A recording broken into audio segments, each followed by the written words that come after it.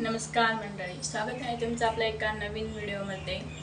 तर 2-3 दिवस झाले आपले ब्लॉग पण आलेले नाही, तर म्हटलं चला आज ब्लॉग बनवूया। आणि ब्लॉग न येण्यामागचं कारण पण तसंच आहे, कारण की माझे दोन्ही पण मुलं आजारी आहेत। तर दोघांना म्हणजे टायफॉइड झाला, त्यामुळे मला काय ब्लॉग बनवणं शक्य नाही झालं। तर म्हटलं चला आज तुमच्यासोबत ब्लॉग पण बनवूया आणि तुमच्यासोबत एक रेसिपी पण शेअर करते मी आज। तर मी आज बनवत आहे वांग्याची भाजी। म्हणजे आपल्याकडे जे सफेद वांगे असतात ना, तर ते खूप काट्याचे वांगे, तर ते खूप खाऊ वाटतात, पण इथं काही ग्वालियरमध्ये ते काही भेटत नाही। तर इथं या प्रकारची वांगी भेटली जाते। ही छोटी छोटी काळी वांगी असतात, पण हे एवढे चवीला नाही लागत चांगले। आम्हाला ती वांगी खूप खाऊ वाटतात, पण ती काही इथं भेटतच नाही, भरपूर शोधले। तर मला आता जवळजवळ 3 वर्ष होत आली तशी मी ग्वालियरमध्ये। तर मी प्रत्येक वेळेस मार्केटमध्ये गेली ती वांगी बघते, पण ते भेटतच नाही। तर हेच वांगी इथं मार्केटमध्ये उपलब्ध आहे, तर ह्याचीच भाजी बनवावी लागते, हीच करावी लागते आम्हाला। बघू शकता तुम्ही, आता मी ही वांगी 2 पाण्याने धुवून घेतली आहे। आणि ही वांगी आहे ना, बारीक त्याच्या 4 खापा करायच्या, ह्या वांग्याच्या 4 खापा करायच्या। आणि मी पुढे रेसिपी दाखवते तुम्हाला, त्यामध्ये नंतर डिटेल्स सांगते। बघू शकता तुम्ही, इथं मी खोबरं, शेंगदाणे आणि लसूण थोडासा काढून घेतला आहे, आणि तो गरम करून घ्यायचा तव्यावरती किंवा कढईमध्ये टाकून थोडंसं गरम करून घ्यायचं। त्याच्यामध्ये थोडंसं तेल टाकायचं आणि फ्राय करून घ्यायचा। आणि त्यानंतर ते मिक्सरच्या भांड्यामध्ये काढायचं थंड झाल्यानंतर, आणि दळून घ्यायचं, त्याचा मसाला तयार करायचा छोटासा। तुम्ही बघू शकता, या ठिकाणी मी खोबरं आधी भाजून घेते।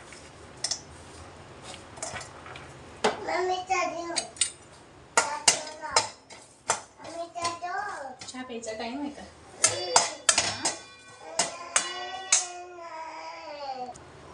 आता आपलं खोबरं भाजून झाले, त्यामध्ये मी शेंगदाणे आणि लसूण टाकून घेते।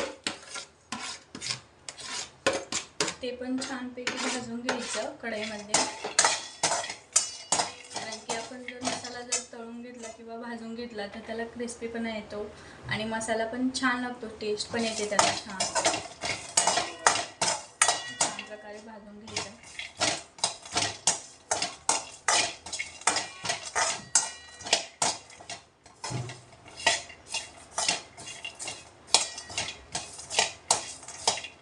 तुम्ही तेल टाकून पण मसाला फ्राय करू शकता, किंवा मग बिना तेलाचा पण करू शकता, पण करा नक्की, त्याने टेस्ट पण छान येते भाजीला। कुठली पण भाजी असू द्या, त्यामध्ये टाका तुम्ही असं फ्राय करून, छान भाजी येते दमून। बघू शकता आपला मसाला भाजून झालेला आहे आणि थंड पण झाला आहे। तर मी आता ते मिक्सरच्या भांड्यामध्ये काढते आणि दळून घेते बारीक करून, त्याचा कूट करून घ्यायचा तयार, बारीक कूट तयार करायचा। आणि मग त्यानंतर त्यामध्ये मसाले घालायचे। तर ते पुढे दाखवते मी तुम्हाला कशी प्रोसेस आहे, काय काय टाकायचं। त्याआधी मी हा मसाला दळून घेते। बघू शकता, इथे मी शेंगदाण्याचा कूट काढून घेतला आहे, तयार केला आहे। यामध्ये आता आपल्याला मसाले टाकायचे।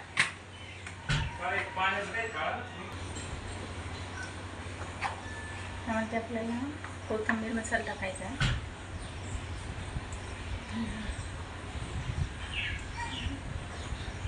2 चमचे टाकते।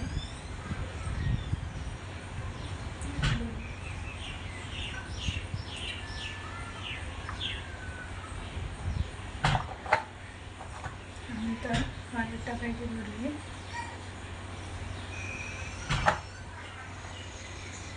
मिरची पावडर टाकायची। मिरची पावडर तुमच्या अंदाजानुसार टाकायची, तुम्हाला किती तिखट लागतं त्यानुसार। मी इथे टाकते 3 चमचे मिरची पावडर। हळद घालायची,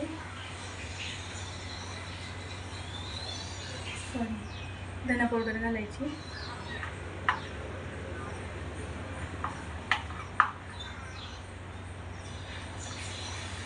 धना पावडर घालते मी 4 चमचे, ती धना पावडरने छान टेस्ट येते भाजीला। त्यानंतर मी इथं घालते घरी बनवलेला काळा मसाला, अर्धा चमचा घालते।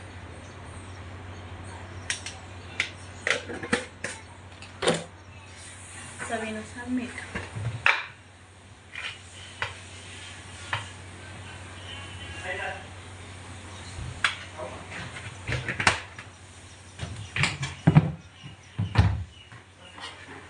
सगळं छान मिक्स करून घेतलं.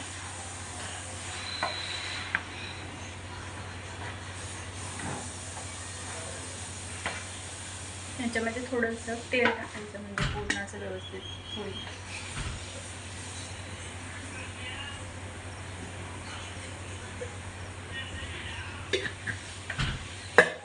आणि यामध्ये मी तेल टाकले आणि ते मिक्स करून घेते. बघू शकता तुम्ही.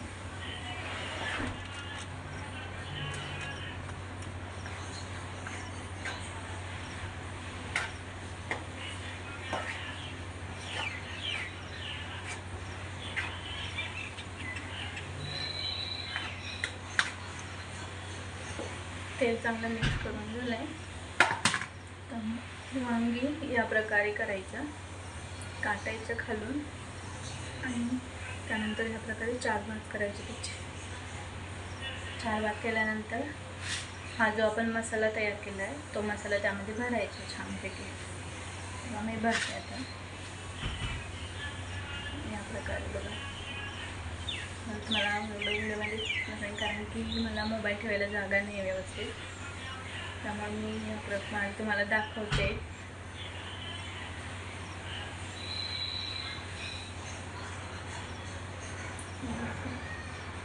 छान मी त्यामध्ये मसाला भरला दिसत असेल तुम्हाला.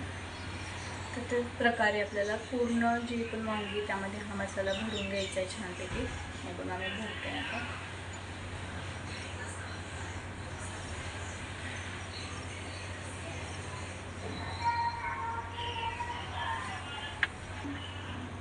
बघू शकता तुम्ही छानपैकी मसाला भरून.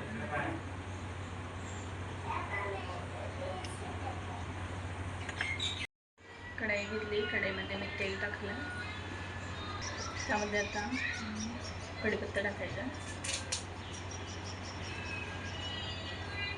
त्या अगोदर जिरे मोहरी टाकून घ्यायची, त्यामध्ये फ्राय करून घ्यायचं आणि कढीपत्ता टाकला.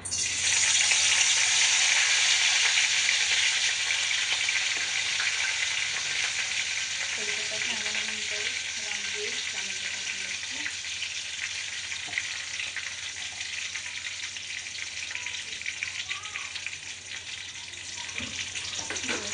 मी वांगी टाकून दिली आहे. ह्या प्रकारे वांगी टाकली मग फ्राय करून घ्यायची चांगली.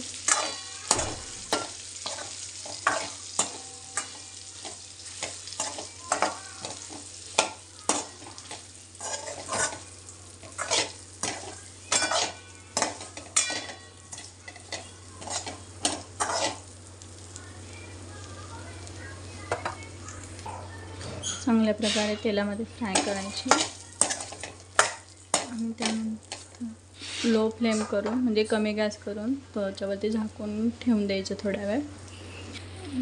या प्रकारे झाकण ठेवलं आहे आणि कमी गॅस केला आहे. आणि हा बाकीचा मसाला उरलेला तो नंतर टाकायचा आपल्याला. जेव्हा आपले वांगे शिजतील ना त्यानंतर हा मसाला त्यामध्ये ॲड करायचा.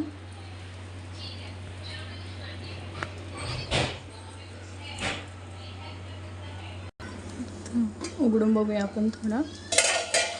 बघा काढून घ्यायचं झाकण आणि चांगलं बघायचं, एकदा हलवून द्यायचं आणि त्यामध्ये पाणी टाकायचं वांगे शिजून घेण्यासाठी. चांगल्या पाण्यामध्ये वांगे शिजले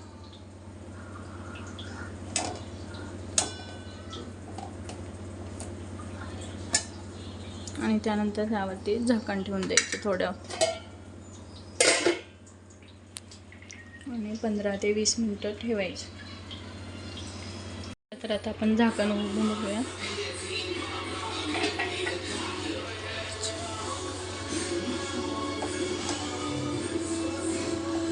छान शिजलं बी आपलं वांग.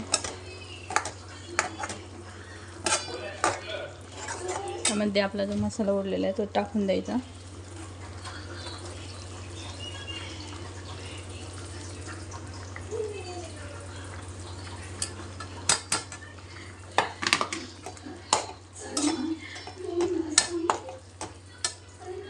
बघू शकता यामध्ये मी सगळा मसाला टाकून दिला आहे. व्यवस्थित एकत्र करून घ्यायचा. तुम्हाला सुक्कं वांगं बनवायचं असेल तर तुम्ही सुक्कं बनवू शकता किंवा त्यामध्ये थोडंसं पाणी पाहिजे असेल तर पाणी पण टाकू शकता. यामध्ये मी थोडंसं पाणी ॲड करणार आहे कारण की आम्हाला पातळ भाजी लागते, त्यामुळे यामध्ये मी थोडंसं पाणी ॲड करणार आहे. आता बघा इथं मी पाणी टाकते थोडंसं.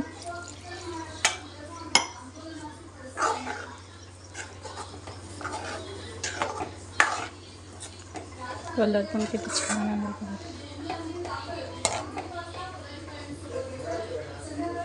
तुम्हाला जर सुक्कं पाहिजे असेल तर तुम्ही सुक्कं पण बनवू शकता आणि पातळ पाहिजे असेल तर त्यामध्ये पाणी पण टाकू शकता. आम्हाला पातळ लागतात त्यामुळे मी त्यामध्ये थोडंसं पाणी टाकलं आणि 2 मिनटं त्याला उकळी येऊन द्यायची. झाकण नाही ठेवायचं त्यावरती, 2 मिनटं त्याला उकळी येऊन द्यायची. मंडळी बघू शकता तुम्ही झालेली इथं आपली भाजी. तर मी गॅस बंद करते आणि बघू शकता तुम्ही किती छान कलर आला त्याला. वास पण खूप छान येत आहे. तेल आणि मिरचीचा पण मस्त तरी आली त्याला. नक्कीच या प्रकारे तुम्ही करून बघा, खूप छान लागते भाजी.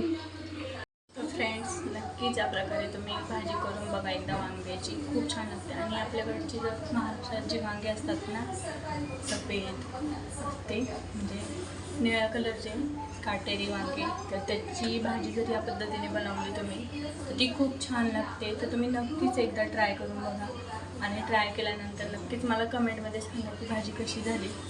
तर चला भेटूया आपण नवीन एका व्हिडिओमध्ये. तोपर्यंत व्हिडिओ आवडला असेल तर व्हिडिओला लाईक करा, कमेंट्स करा आणि चॅनलला सबस्क्राईब करायला विसरू नका. Bye bye.